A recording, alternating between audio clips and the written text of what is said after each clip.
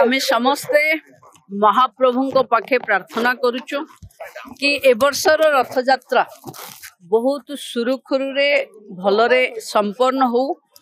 जो कमिटी आमे health minister अच्छंती, अर्बन मिनिस्टर अच्छंती, ट्रांसपोर्ट मिनिस्टर भी अच्छंती, समस्त अधिकारी माने अच्छंती, लॉ सेक्रेटरी भी अच्छंती, आरक्षी बंधु माने अच्छंती। सबुथर अपेक्षा अधिक लोक आसीबे जहाँ आमे स्नान यात्रा दिन देखिथिले। तेणु अधिक लोक आसिले केमती सबु सहज सरल रे हेई परिबो तार आज समीक्षा होची। थरको रथ यात्रा भी सुरुखुरुरे हबो कारण प्रभुंकर जहाँ निष्पत्ति आमे समस्ते माने ताकू ही मानि चलिबा लोक। तेणु आमे केवल देखुचु कि आम द्वारा मनीषकृत सबु व्यवस्था ठीक हो ताकू भी देखियो।